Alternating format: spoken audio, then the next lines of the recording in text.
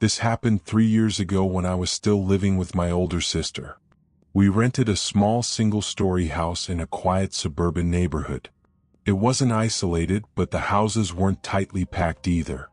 Each one had a decent-sized yard, and most people kept to themselves. Nothing strange had ever happened there before that night. It was a Friday in late October. My sister was working a night shift at the hospital, so I was home alone. I remember it clearly because I had stayed up later than usual, watching videos in the living room. Around midnight, I decided to head to my bedroom. My room was at the back of the house, facing the backyard. There was a large window next to my bed, but it had blinds and curtains that I always kept closed at night. I locked the back door before going to my room. I checked it twice like I always did when I was alone. At around 12:40 a.m., I was lying in bed, scrolling on my phone with the lights off. That's when I heard something outside. It wasn't loud, just a faint crunching sound, like someone stepping on dry leaves. I froze and listened. The backyard was small. If someone was walking through it, they were close to the house. I told myself it was probably a cat or a raccoon. We'd seen both before. The sound came again. Slow. Measured. Not random like an animal. It stopped directly outside my window. I could feel my heartbeat in my chest. The curtains were fully closed, but a thin line of light from a distant street lamp slipped through a small gap near the edge. I don't know why I did it, but I leaned slightly toward the window. Very slowly, I pulled the curtain back just enough to look through the blinds. At first, I didn't see anything. Then I saw it. A face. White. Featureless. Just a smooth white mask staring directly into my room. The eye holes were dark. I couldn't see the person's eyes. They were standing less than 3 feet from the glass. Not moving. Just staring. I instinctively jerked back and covered my mouth to stop myself from making noise. My first thought was that it had to be a prank. But no one I knew would do something like that. And no one knew my sister wasn't home. I forced myself to look again. The mask was still there. Unblinking. The person was wearing dark clothing, blending into the night, but the mask stood out clearly against the shadows. It wasn't a Halloween mask with exaggerated features. It was plain, almost like a blank mannequin face. After about 10 seconds, the figure tilted its head slightly. Not fast, just a small, unnatural tilt, like it was studying me. That's when I realized something that made it worse. The blinds were closed, which meant they shouldn't have been able to see me clearly, unless they had already been watching before I moved the curtain. I reached for my phone slowly, keeping my eyes on the window. I started dialing 911 but didn't press call yet. I wanted to see if they would leave. The figure didn't knock, didn't try the window, didn't make any sound. It just stood there. Then, after what felt like a full minute, it stepped backward, not turning around, just taking one slow step back into the darkness. I lost sight of it. I stayed frozen for another 30 seconds before forcing myself to move. I ran to the hallway and locked myself in the bathroom, then called the police. While I was on the phone, I heard something else. A soft thud from the living room, followed by another, like someone testing the windows. I told the dispatcher someone was outside my house wearing a mask. They said officers were on the way. The noises stopped after that. Complete silence. When police arrived about 10 minutes later, they searched the yard and surrounding streets. They didn't find anyone, but they did find footprints in the soft dirt beneath my window. Large footprints, and they led around the side of the house, toward the front. One of the officers checked the front door and noticed something I hadn't. There were faint scratch marks near the lock, like someone had tried to insert something into it. I hadn't heard anything at the front door, which meant they might have tried that before coming to my window, or after. I didn't sleep that night.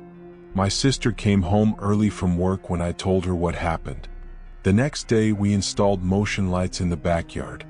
For about a week, nothing happened. Then one night, around 1 a.m., the motion light turned on. I was awake this time. I checked the backyard camera we had installed near the door. At first, the yard looked empty. Then I saw movement near the fence. The same white mask slowly rose into view from behind the fence line, like the person had been crouching. They stood up just enough for the mask to be fully visible in the camera. Then they stepped back down, out of sight. I called the police again. They didn't find anyone, but this time the footprints led to the edge of the neighborhood, and then disappeared near the wooded area beyond the houses. After that night, it escalated. A neighbor 3 houses down reported someone trying to open her back door around midnight. Another neighbor found muddy footprints on his patio. No one saw a face, but one kid in the neighborhood said he saw a white face in the trees while walking his dog at night. Police increased patrols for about 2 weeks. Then everything stopped. No more sightings. No more footprints. No more motion lights turning on. It's been 3 years. I no longer live there. But sometimes I still think about how calm that figure was. It didn't rush. It didn't panic. It didn't try to break the glass. Just watched and waited. The part that still unsettles me the most is this. The first night when I pulled the curtain back slightly, the mask was already facing directly at me, perfectly aligned with where I was standing, which means it didn't react to my movement. It already knew where to look.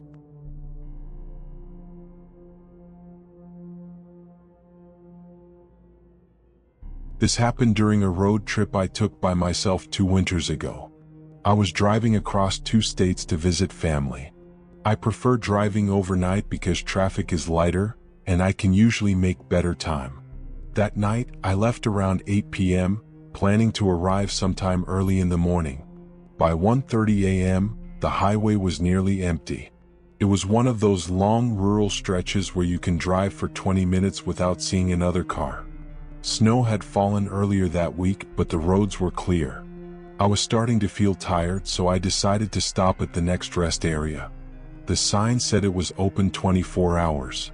When I pulled in, the parking lot was almost completely empty. There were 2 semi-trucks parked near the far end, engines off. No other cars. The building lights were on, but the place looked still. I parked near the entrance under one of the tall overhead lights. I grabbed my phone and stepped out of the car. The air was cold and dry. My breath was visible. As soon as I closed my car door, I noticed someone standing near the edge of the lot. Not near the building. Not near the trucks. Just standing between 2 light poles about 30 or 40 feet away. They were wearing dark clothing and what looked like a black ski mask. I assumed at first it was one of the truck drivers stepping outside for air. But they weren't smoking. They weren't moving. They were just standing there, facing my direction. I hesitated before walking toward the building. I kept glancing over. They didn't approach. They didn't turn their head. They just remained there. The automatic doors opened as I stepped inside. The rest stop interior was empty. No staff at the desk. No one in the vending area. No footsteps echoing from the hallway. It felt like I had walked into a place that had been abandoned mid-shift. I used the restroom quickly. When I came back out to the main area, I checked through the glass doors. The person was still there. Same position. Same direction. I told myself I was overthinking it. Maybe they were just waiting for someone. Maybe their car was parked somewhere out of sight. I walked back outside. The cold hit me again immediately. As I walked toward my car, I kept my head down, pretending not to notice. Halfway there, I glanced up. They had moved. They were closer now. Maybe 20 feet away. Still not rushing. Still not speaking. Just slowly shortening the distance. I stopped walking. They stopped too. The only sound in the parking lot was the faint hum of the overhead lights. I got into my car quickly and locked the doors. The moment I did, they started walking again. This time directly toward my driver's side door. Not running. Just walking steadily. I started the engine. My headlights turned on, illuminating them fully. The mask wasn't a ski mask. It was smooth and dark, covering the entire face with no visible features except eye holes. Completely expressionless. They stopped about 5 feet from my door. Close enough that I could see their breath through the eye openings. They tilted their heads slightly. Then they raised one hand, slowly, and knocked on my window.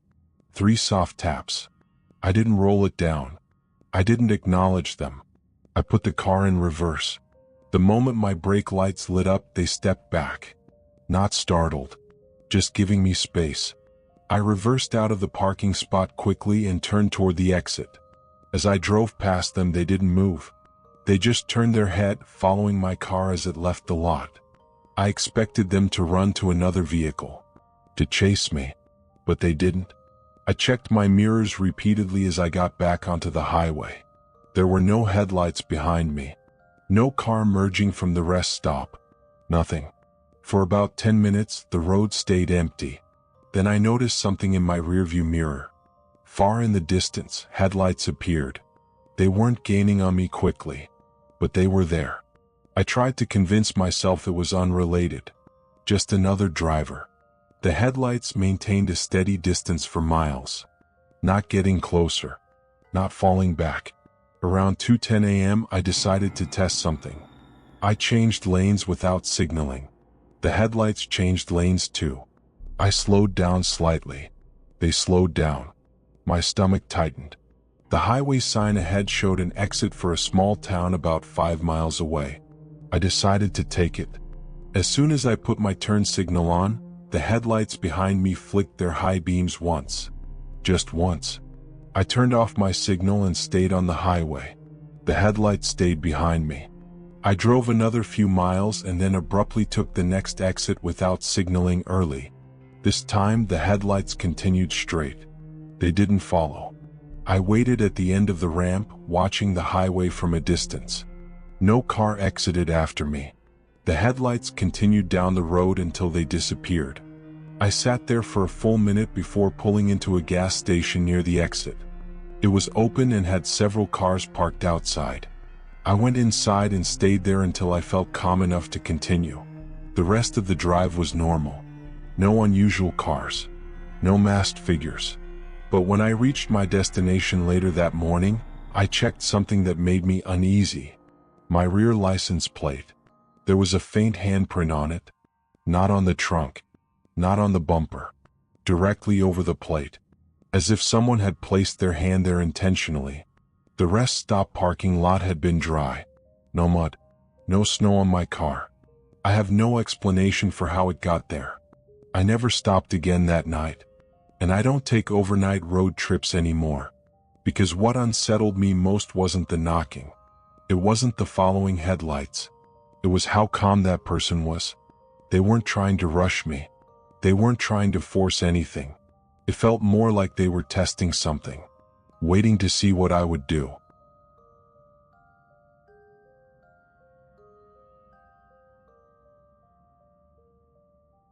This happened last year when I was living in a small apartment complex just outside the city. It wasn't a high-end place, but it wasn't run down either. 3 floors, about 12 units per floor, with long interior hallways and a single stairwell at each end. Each hallway had a security camera mounted near the ceiling, pointed toward the elevator and the row of doors.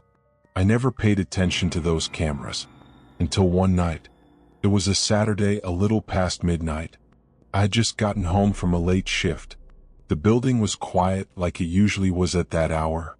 As I walked down the hallway toward my apartment, I noticed something strange. All the hallway lights were on, but the elevator display was dark. The elevator was still working. I had just used it, but the small digital floor indicator above it was off. I didn't think much of it at the time. I unlocked my door, went inside, and locked it behind me. Around 1:10 a.m. I heard knocking. 3 slow knocks. Not loud. Not aggressive. Just controlled. I froze immediately. My apartment door doesn't have a peephole. Instead, there's a small digital intercom screen that shows the hallway camera feed when someone rings the bell. But this wasn't the doorbell. Just knocking. I waited, expecting whoever it was to press the intercom. They didn't. Another 3 knocks. Same rhythm. I walked quietly toward the door and turned on the intercom screen manually. The hallway appeared on the small display. It was empty. Completely empty. No one standing in front of my door. No one near the elevator. The hallway lights were steady. I muted the screen audio and stared at it. Maybe someone had already walked away. Maybe I imagined the knock. Then it came again. 3 knocks. This time louder. I was standing less than 2 feet from the door. There was no doubt it was coming from the other side. But the camera feed still showed nothing. No shadow. No movement. Nothing. I felt something tighten in my chest. I opened the camera settings and rewound the footage to a few minutes earlier. That's when I saw it. At 1:07 a.m., the hallway was empty. At 1:08 a.m., something stepped into frame from the stairwell side. A person wearing dark clothing and a white mask. The mask was plain. No mouth. No eyebrows. Just smooth white with eye holes. They walked slowly down the hallway. Not toward my door, but past it. They stopped directly under the hallway camera and looked up, directly into it. They stood there for about 10 seconds. Then they stepped forward, toward my apartment. The footage cut out for 2 seconds. When it resumed, the hallway was empty. The timestamp continued normally. 1:09 a.m. No visible glitch message. No error notification. Just empty hallway. At 1:10 a.m., the time of the first knock, the feed showed nothing, but I heard it clearly in real life. I checked the live view again. Still empty. My hands were starting to shake slightly, but I tried to stay calm. I called building security. There was no answer. It went to voicemail. I called the police next. While I was on the phone, there was another knock. This time only once. A single slow knock. The dispatcher asked if I could see anyone outside. I told them about the camera footage. They said officers were on the way. I stayed on the intercom screen the entire time. At 1:14 a.m., something changed. The hallway lights flickered once. Just briefly. And for less than a second, the masked figure appeared on the screen, standing directly in front of my door. So close that the top of the mask was cut off by the camera angle.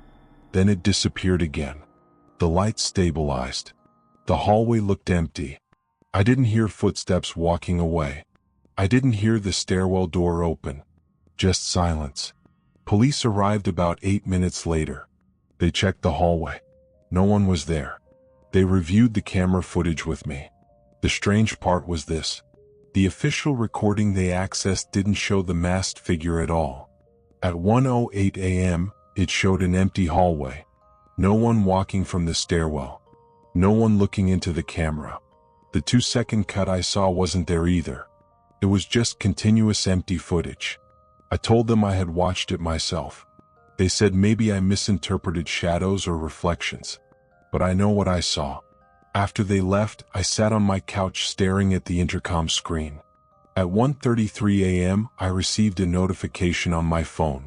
It was from the building management app.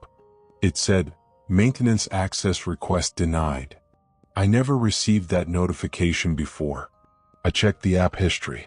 At 1:06 a.m., there was an entry. Access attempt, hallway panel. No other details. I didn't sleep that night. The next morning, I went downstairs and asked the building manager about it. He told me there was no scheduled maintenance and no recorded system access from staff. When I asked about the hallway camera glitch, he said he would check with IT. 2 days later, I received an email saying the camera system had no malfunctions logged, no outages, no interruptions. I asked if anyone else reported knocking. He said no. About a week after that night, another resident on my floor moved out abruptly. I only knew because I saw movers in the hallway. I asked her casually if everything was okay. She hesitated before answering. Then she said, "Did anyone ever knock on your door at night?" I didn't tell her my story. I just asked what she meant. She said that for 3 nights in a row around 1 a.m. someone knocked on her door. When she checked the peephole, no one was there. But one time she thought she saw something white move past the edge of the lens. She didn't stay long enough to find out. I moved out 2 months later when my lease ended. Nothing else happened before I left. But sometimes I think about the moment the masked figure looked directly into the hallway camera. It didn't feel random. It felt deliberate, like it wanted to be seen, just not officially recorded. And the part that still bothers me the most is the timing. The access attempt at 1:06 a.m., the figure appearing at 1:08, the knocking at 1:10. It felt organized, precise, like someone testing the building's security system. Or testing me. I still live in an apartment building. There are cameras in the hallway here too. But sometimes late at night I avoid looking at them, because I'm not sure I want to see what might be standing just outside the frame.